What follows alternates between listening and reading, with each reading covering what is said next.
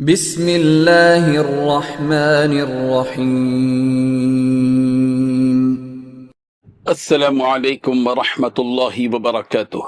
ان الحمد للہ نحمده ونستعینه ونستغفره ونستهدیه والصلاة والسلام على سید المرسلین محمد وآلہ وصحبہ اجمعین، اما بعد۔ حاضرین و ناظرین، یہ درس قرآن نمبر 472 ہے اور آج سورۃ النساء کی صرف ایک آیت کی تلاوت اور تشریح کی جائے گی، آیت نمبر 176۔ اعوذ باللہ من الشیطان الرجیم، بسم اللہ الرحمن الرحیم۔ یستفتونک قل اللہ یفتیکم فی الکلالہ ان امرؤ ہلک لیس له ولد وله اخت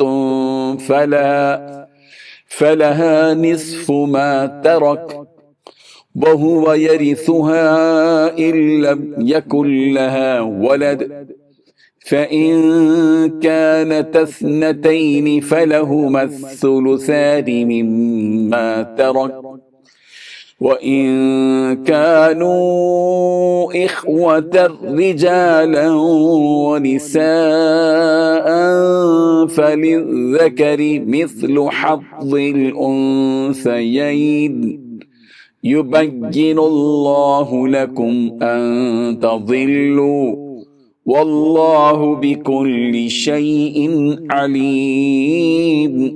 صدق اللہ العظیم۔ لفظی ترجمہ یوں ہیں، یستفتونک، وہ آپ سے فتویٰ پوچھتے ہیں۔ قل اللہ یفتیکم فی الکلالہ، کہہ دیجئے کہ اللہ تمہیں فتویٰ دیتا ہے کلالہ کے بارے میں۔ ان امرؤ، اگر کوئی مرد ہلک مر جائے، لیس لہ ولد، نہ ہو اس کی کوئی اولاد، ولہ اخت، اور اس کی ایک بہن ہو، فلہا، تو اس کے لیے ہے نصف ما ترک، آدھا اس کا جو وہ چھوڑ گیا، وہو یرثھا، اور وہ وارث ہوگا اس بہن کا، ان لم یکن لہا ولد، اگر نہ ہو اس بہن کی کوئی اولاد۔ فَإِن كَانَتْ اثْنَتَيْنِ، پھر اگر وہ ہوں دو بہنیں، فَلَهُمَا، تو ان دونوں کے لیے ہے الثلثان، دو تہائی، مما، اس میں سے جو ترک وہ چھوڑ گیا۔ وَإِن كَانُوا إِخْوَةً رِجَالًا وَنِسَاءً، اور اگر وارث ہوں کئی بھائی بہنیں، مرد ہو یا عورتیں، فَلِلذَّكَرِ، تو مرد کے لیے ہے مثل حظ الانثیین، مثل دو عورتوں کے حصے کے۔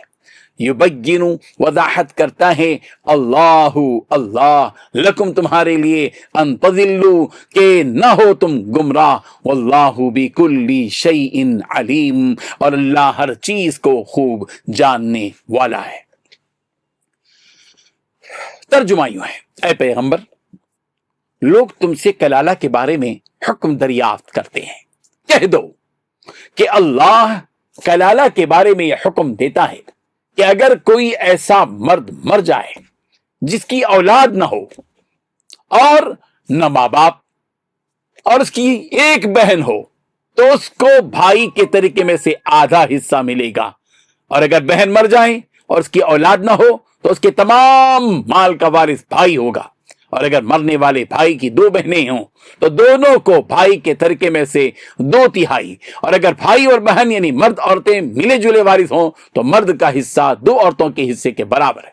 یہ احکام اللہ تم سے اس لیے بیان فرماتا ہے کہ بھٹکتے نہ پھرو، اور اللہ ہر چیز سے خوب واقف ہے۔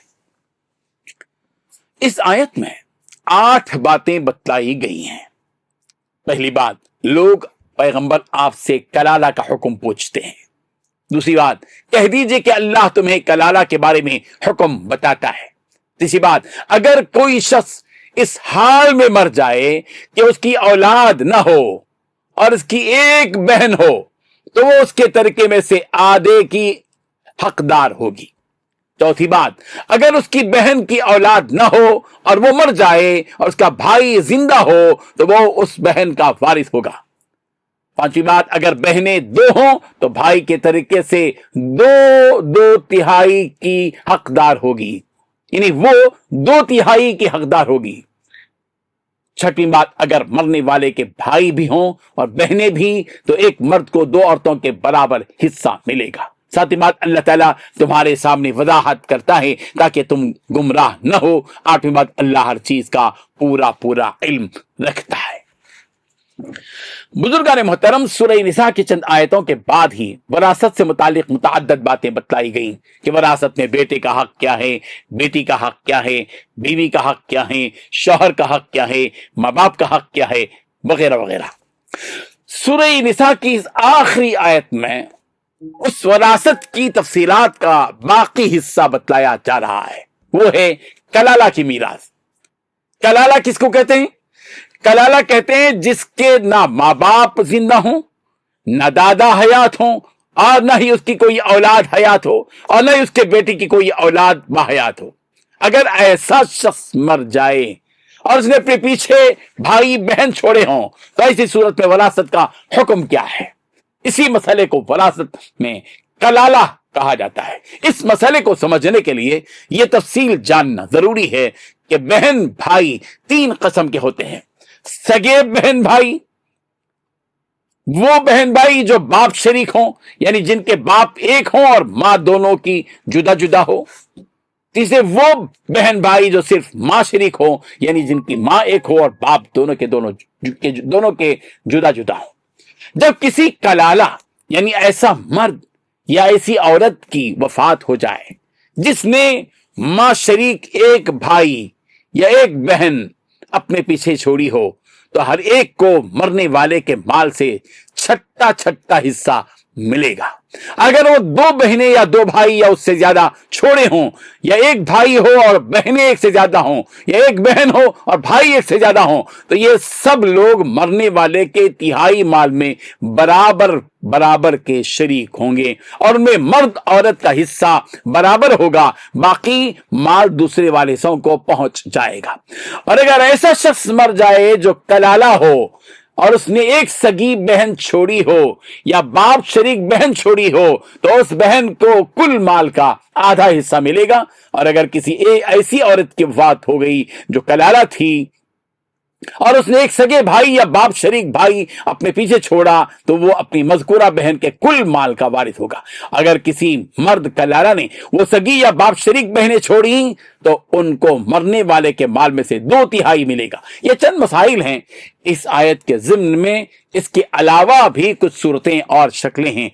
ظاہر ہے کہ وراثت کا مسئلہ باریک ہے، اس میں نزاکتیں ہیں، اس لیے ان کو علماء کرام کے سامنے رکھیں، مفتیان اعظام کے سامنے رکھیں، کسی دارالافتاء سے رجوع ہوں، اور پھر معلوم کر لیں کہ اس سلسلے میں ان کو شریعت کی جانب سے کیا ہدایات ملتی ہیں۔ اللہ تبارک و تعالی ان مسائل کو سمجھنے کی توفیق عطا فرمائے، آمین۔ وآخر دعوانا ان الحمد للہ رب العالمین۔